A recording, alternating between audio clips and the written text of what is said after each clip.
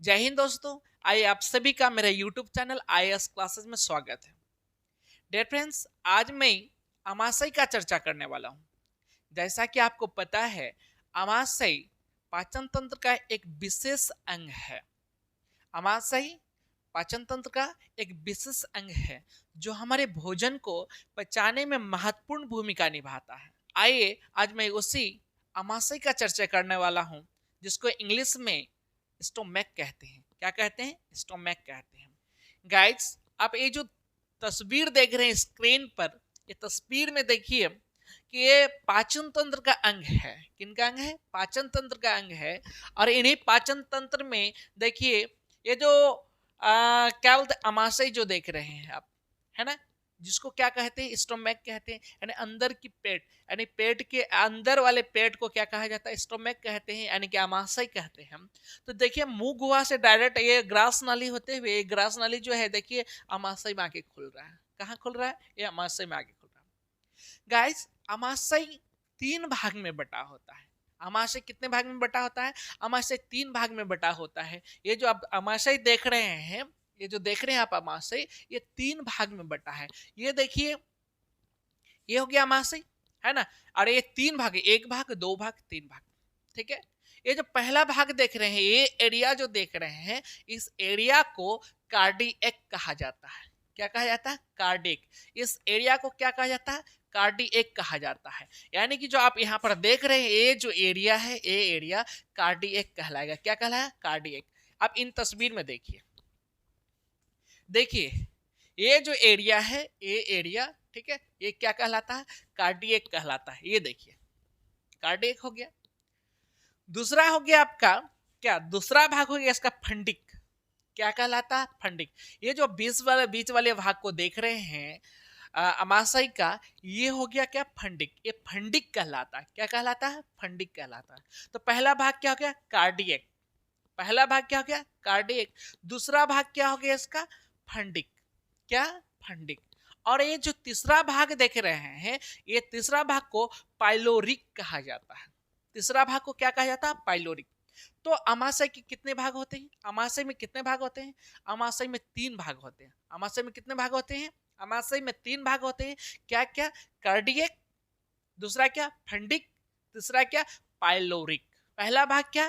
Cardiac. पहला क्या?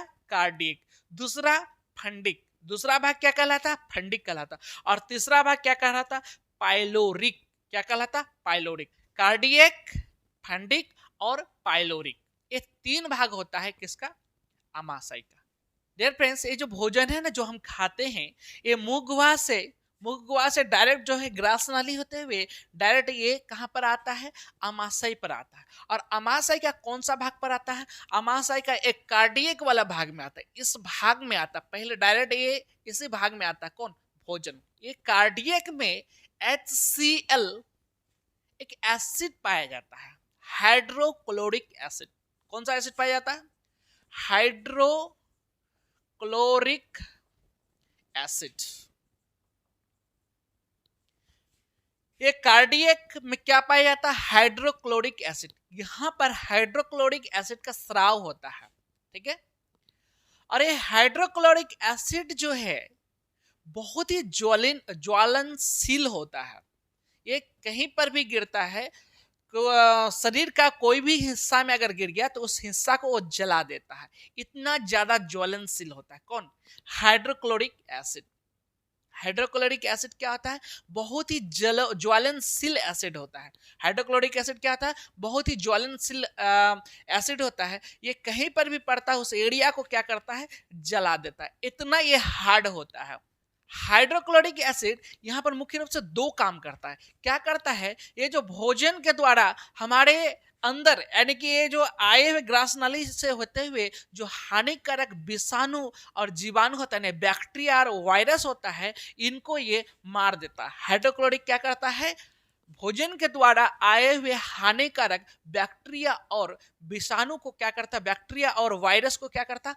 मार देता है। दूसरा काम हाइड्रोक्लोरिक एसिड ये करता है कि वो हमारे भोजन को टुकड़ों में बांट देता है, कई टुकड़ों में। यानी कि जितना यहाँ तो एक तो मुंह गुहा में टुकड़ा होता ही है, साथ ही यहाँ पर जो भी बचता है हाइड्रोक्लोरिक अम्ल, उसको और भी टुकड़ों में बांट देता है और भी उसको पिघला देता है। तो हाइड्रोक्लोरिक अम्ल मुख्य रूप से दो काम करता है। यहाँ पर क्या क्या करता है, एक तो ये भोजन के द्वारा आए हुए हानिकारक बैक्टीरिया और वायरस को मारता है। दूसरा क्या करता है, ये भोजन को टुकड़ों में बांट देता है। डियर फ्रेंड्स, जनरली आदमी रात के 9-10 बजे तक खाना खा लेते हैं, लेकिन जब वो कहीं फंक्शन में जाता है, कोई शादी घर जाता है, कहीं प्रोग्राम में जाता है, तो रात के जब वो 2 बजे 3 बजे खाता है और उनके बाद वो सोता है, ठीक से नींद भी नहीं होता है, सुबह में जल्दी उठता है, तो वो खाना क्या होता है कि पचता नहीं है। तो अंदर से एक डकार होता है, डकार उत्पन्न होता है। नहीं, डकार होता है या नहीं होता है?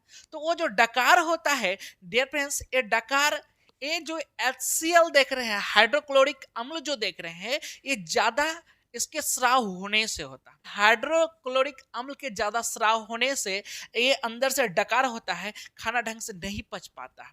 क्योंकि ये HCl जो है क्या कर देता है, ज्यादा स्राव होने से, ज्यादा निकलने से क्या होता है, एसिडिटी कर देते हैं, यानी कि HCl जो है ये हमारे भोजन को अम्लीय कर देता है।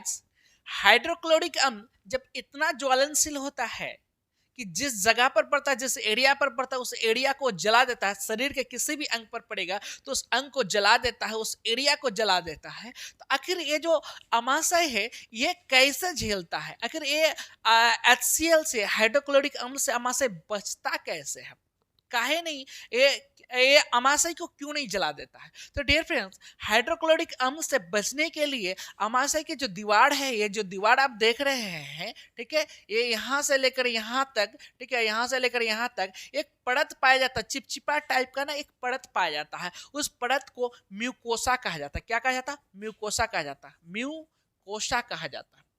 डियर फ्रेंड्स, ये म्यूकोसा ही है जो अमाशय को हाइड्रोक्लोरिक अम्ल से बचाता है। हाइड्रोक्लोरिक अम्ल से अमाशय को कौन बचाता है? ये म्यूकोसा बचाता है। तो म्यूकोसा हाइड्रोक्लोरिक अम्ल से अमाशय को बचाने में महत्वपूर्ण भूमिका निभाता है। एक्चुअली में होता क्या है कि हाइड्रोक्लोरिक अम्ल जब स्राव होता है, जब ये आपका वॉल तक पहुंचता है, ये दीवार तक, यानी कि ये परत तक पहुंचता है, जैसे ही उसको टच करता है, जैसे ही ये पहुंचता है, तो ये जो म्यूकोसा होता है एक बेस छोड़ता है। क्या छोड़ता है? बेस। बेस क्या? OH छोड़ता है। ठीक है, ये जब OH आपका क्या बोलते हैं हाइड्रोक्लोरिक अम्ल से मिलता है, तो ये हाइड्रोक्लोरिक अम्ल को न्यूट्रल कर देता है, एकदम शांत कर देता है। ठीक है, जिसके वजह से ये क्या होता है कि ये अमाशय को नहीं जला पाता है। गाइस, अमाशय का दूसरा भाग होता है फंडिक। अमाशय का दूसरा भाग क्या है? ए फंडिक। अभी मैं इस भाग की चर्चा कर रहा था, यानी कार्डियक की चर्चा कर रहा था। अब देखिए फंडिक को, ये जो एरिया देख रहे हैं आप, ये एरिया जो देख रहे हैं क्या कहलाता है? फंडिक कहलाता है। डियर फ्रेंड्स, ये फंडिक में ना एक आरही नुमा, आरही देखे होंगे ना, ऐसे ऐसे ऐसे जो होता है, आरही का धार जो होता है, इसी तरह का एक ना धार संरचना पाया जाता है। इसी संरचना को, इसी धार को जो है रुज्जी कहा जाता है। क्या कहा जाता है? रुज्जी कहा जाता है। ठीक है, ये जो संरचना देख रहे हैं आरही नुमा, आरही के धार के तरह, इस धार को क्या कहा जाता है? इस संरचना को क्या कहा जाता है? रुज्जी कहा जाता है। डियर फ्रेंड्स, रुज्जी क्या करता है, हम जो भोजन करते हैं, हम जो खाना खाते हैं, ठीक है, तो यहाँ यानी कि इसके बाद, यानी कार्डियक के बाद ये पहुंच जाता है कहाँ पर? रुज्जी पर। ये रुज्जी जो क्या बोलते हैं, आरही के धारनुमा जो है देख रहे हैं, ये भोजन को 3-4 घंटा रोक के रखता है। कितना घंटा रोक के रखता है? 3-4 घंटा रोक के रखता है। तो यानी भोजन जो है हमारे शरीर में सबसे ज्यादा समय तक कहाँ पर रहता है? ये फंडिक में रहता है। कहाँ रहता है? फंडिक में रहता है। ये जो फंडिक होता है, फंडिक में ही भोजन 3-4 घंटा जब रहता है तो क्या हो जाता है, यहीं पर लगभग ये पच जाता है। क्या हो जाता है? लगभग ये पच जाता है। डियर फ्रेंड्स, जैसे आप देखिएगा, आप खाना खाते हैं, कुछ भी खाते हैं, तो देखिएगा आप पेट भर के खा लिए, फिर आप देखिएगा 3-4 घंटा के बाद आपको ऑटोमेटिकली ना भूख लग जाता है, और भूख नहीं लगता तो इसका मतलब आपका सिस्टम में गड़बड़ी है। ठीक है, तो 3 से 4 घंटा के बाद क्या होता है? भूख लग जाता है। 3 से 4 घंटा के बाद ऑटोमेटिकली भूख क्यों लग जाता है? क्योंकि ये जितना भी था भोजन जो था, ये यहाँ पर आकर पच गया है, यहाँ पर इसके बाद जो है ना ये इधर आ गया, तो ये टंकी तो आखिर खाली हो गया। जब टंकी खाली हो गया, ठीक है, तो ये जो आप रूजी देख रहे हैं, ठीक है, तो ये रूजी क्या करता है, चुभने लगता है। देखिएगा घर में आप कभी कभी खाली रहते, कोई नहीं रहता है, तो आपको भी ना चुभने लगता है, घर में मन नहीं लगता है, और कोई जब आता है तो फिर आप उससे गपशप करते बड़ा मन लगने लगता है। उसी तरह जब यहाँ से निकल जाता है सारा मटेरियल, तो यहाँ पर ये क्या करने लगे, ये जो कांटा नुमा जो देख रहे हैं, ये जो गाढ़ी नुमा देख रहे हैं, ये चुभने लगता है, ठीक है। तो इसी वजह से हमको क्या होता है, भूख का महसूस होता है, हमें भूख भूख लगने लगता है। गाइड्स, भोजन पहले कहाँ आता है, भोजन पहले कहाँ आता है, भोजन पहले कार्डियक में आता है, कार्डियक के बाद कहाँ पर आता है, कार्डियक के बाद भोजन फंडिक में आता है। कहाँ पर आता है, फंडिक में आता है। फंडिक के बाद भोजन कहाँ जाता है, फंडिक के बाद भोजन अमाशय का लास्ट जो भाग होता है, क्या, पाइलोरिक।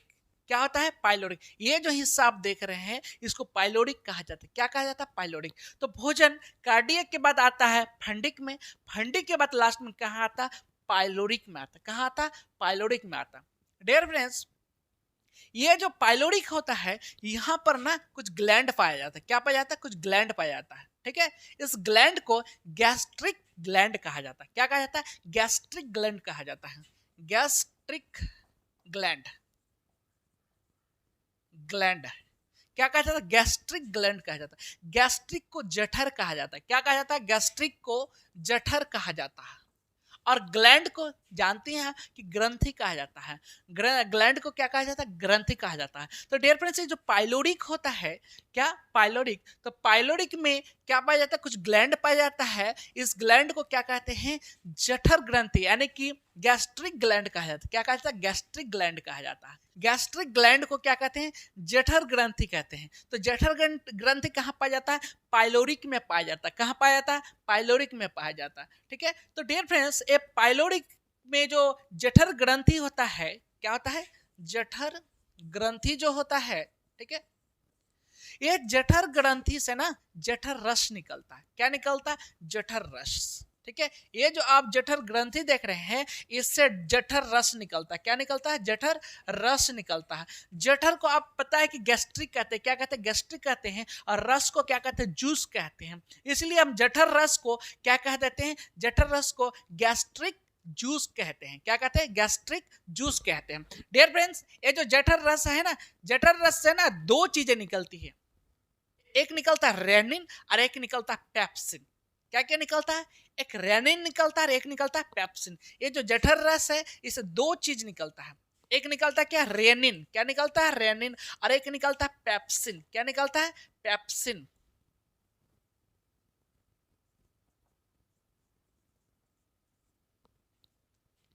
जठर रस से दो चीजें निकलती है। क्या क्या निकलती है, एक रेनिन निकलता और एक पेप्सिन निकलता है। डियर फ्रेंड्स, ये जो रेनिन होता है, रेनिन, हम जो दूध पीते हैं, ये दूध को पचाने का काम करता है। दूध को पचाने का काम कौन करता है, ये रेनिन करता है। रेनिन दूध को दही बनाता है। डियर फ्रेंड्स, आप छोटे बच्चों को देखे होंगे, ठीक है, आप उनके साथ खेले होंगे, देखते होंगे कि दूध पीने के फौरन बाद जब उसको गोदी गोदी में लेता है आदमी, ज्यादा उसका अनबैलेंस हो जाता है, तो वो क्या निकाल देता, दही निकाल देता। कितना बार मुंह हाथ में भी पड़ जाता है, क्या निकाल देता है, दही निकालता है। तो डियर फ्रेंड्स, वो दही कैसे बन जाता है, यही रेनिन जो होता है दूध को दही में कन्वर्ट कर देता है। कौन करता है, रेनिन करता है। रेनिन क्या करता है, दूध को दही में कन्वर्ट कर देता है। डियर फ्रेंड्स, जो बुजुर्ग व्यक्ति हैं, जो बूढ़े लोग हैं, उनमें ना रेनिन कम बनता है, इसलिए जो है वो दूध को पचा नहीं पाता। तो डियर फ्रेंड्स, यहाँ पर दूध कैसे आ जाता, देखिए, ये जो रूजी है ना, तो ये रूजी जो है, ये कांटा की संरचना जो जैसा देख रहे हैं, या फिर आरी नुमा जो आप देख रहे हैं, ये दूध को नहीं रोक पाता है, ठीक है। आप हाथ में सब्जी रोक पाइएगा, सब्जी रख पाइएगा, पानी रख पाइएगा, क्या नहीं रख पाइएगा। उसी तरह यहाँ पर जो है ना दूध रुकता नहीं है, दूध आ जाता है यहाँ पर। दूध जैसे यहाँ पर आता है, तो यहाँ पर क्या निकलता है, क्या निकलता है, जठर रस से क्या निकलता है, रेनिन निकलता है। और यही जो रेनिन होता है, दूध को क्या करता है, पचाता है। अगर रेनिन नहीं होगा तो दूध पचेगा नहीं। आप देखिएगा कभी कभी कुछ लोग दूध पीता, पचा नहीं पाता, उसको धड़ाक पतला पैखाना होना शुरू हो जाता है। डियर फ्रेंड्स, इसी की वजह से होता है, क्योंकि रेनिन उसका कमजोर है, रेनिन काम नहीं करता है। आइए देखते हैं पेप्सिन को। डियर फ्रेंड्स, आप पेप्सिन के बारे में जानते होंगे कि पेप्सिन जो है ना, प्रोटीन को पेप्टोन में बदल देता है। पेप्सिन प्रोटीन को किस में बदल देता है, पेप्टोन में बदल देता है। तो पेप्सिन का मुख्य काम क्या है? प्रोटीन को पेप्टोन में बदल देना, प्रोटीन को पेप्टोन में बदल देना। तो प्रोटीन को पेप्टोन में बदलने का काम कौन करता है? ये पेप्सिन करता है। प्रोटीन को पचाने का काम कौन करता है? प्रोटीन को पचाने का काम पेप्सिन करता है। प्रोटीन पचने के बाद क्या होता है? पेप्टोन में बदल जाता है। किस में बदल जाता है? पेप्टोन में बदल जाता है। और दूध को पचाने का काम कौन करता है? दूध को पचाने का काम रेनिन करता है। कौन करता है? रेनिन करता है। रेनिन दूध को क्या करता है? दही में कन्वर्ट कर देता है। ठीक है। अच्छा, रुचि का काम क्या होता है? रुचि भोजन को रोक के रखता है। रुचि भोजन को कितना देर रोक के रखता है? रुचि भोजन को 3 से 4 घंटा रोक कर रखता है और यहीं पर लगभग भोजन क्या हो जाता है? पच जाता है। ये कार्डियक में क्या पाया जाता है? कौन सा अम्ल पाया जाता है? कार्डियक में HCl पाया जाता है, हाइड्रोक्लोरिक अम्ल। हाइड्रोक्लोरिक अम्ल का मुख्य काम क्या होता है? यहाँ पर ये भोजन के द्वारा आए हुए हानिकारक वायरस और बैक्टीरिया को मारने का काम करता है। दूसरा काम क्या करता है? ये भोजन को छोटे छोटे टुकड़ों में बांट देता है। ठीक है। और उसके बाद ये हाइड्रोक्लोरिक अम्ल से जो अमाशय है कैसे बचता है? क्योंकि हाइड्रोक्लोरिक अम्ल क्या होता है? ज्वलनशील एसिड होता है। तो इससे अमाशय कैसे बचता है? तो हाइड्रोक्लोरिक अम्ल से बचने के लिए अमाशय के दीवार पर क्या पाया जाता है? एक चिपचिपा टाइप का पदार्थ पाया जाता है जिसको म्यूकोसा कहा जाता है। क्या कहा जाता है? म्यूकोसा कहा जाता है।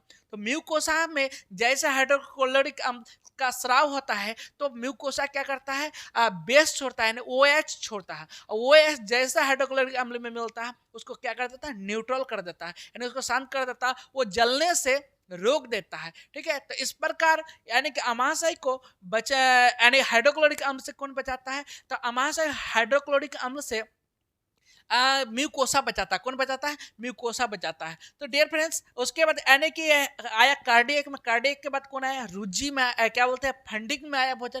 फंडिक के बाद कहाँ पर आता है? पाइलोडिक में आता है। कहाँ पर आता है? पाइलोडिक। यानी कि पाइलोडिक जो है अमाशय का तीसरा भाग है। तीसरा अमाशय के तीसरा भाग को क्या कहते हैं? पाइलोडिक कहते हैं। पहले ही हम बता चुके हैं अमाशय 3 भाग में बटा है। क्या क्या? कार्डियक, फंडिक और पाइलोडिक। क्या क्या? कार्डियक, फंडिक और पाइलोडिक। ठीक है। तो अंतिम भाग क्या है? पाइलोडिक है। और पाइलोडिक में कौन ग्लैंड पाया जाता है? गैस्ट्रिक ग्लैंड पाया जाता है। गैस्ट्रिक ग्लैंड को हिंदी में क्या कहते हैं? जठर ग्रंथि कहते हैं। क्या कहते हैं? जठर ग्रंथि कहते हैं। और जठर ग्रंथि से क्या निकलता है? जठर रस, यानी गैस्ट्रिक जूस निकलता है। और गैस्ट्रिक जूस यानी कि जठर रस से क्या निकलता है? रेनिन निकलता है और पेप्सिन निकलता है। क्या क्या निकलता है? रेनिन और पेप्सिन। तो पेप्सिन, रेनिन क्या करता है? दूध को दही बना देता है। दूध को पचाने का काम कौन करता है? रेनिन करता है। और पेप्सिन का काम क्या होता है? वो प्रोटीन को पचाता है। प्रोटीन को पचा के वो किस में कन्वर्ट कर देता है? पेप्टोन में कन्वर्ट कर देता है। तो प्रोटीन को पेप्टोन में बदलने का काम कौन करता है? क्या बोलते हैं? पेप्सिन करता है। कौन करता है? पेप्सिन करता है। डियर फ्रेंड्स, दूध में विटामिन C और आयरन नहीं पाया जाता, इसलिए दूध जो है बच्चों के लिए सर्वोत्तम आहार नहीं है। बच्चों के लिए सर्वोत्तम आहार माँ का दूध होता है। बच्चों के लिए सर्वोत्तम आहार क्या होता है? माँ का दूध होता है।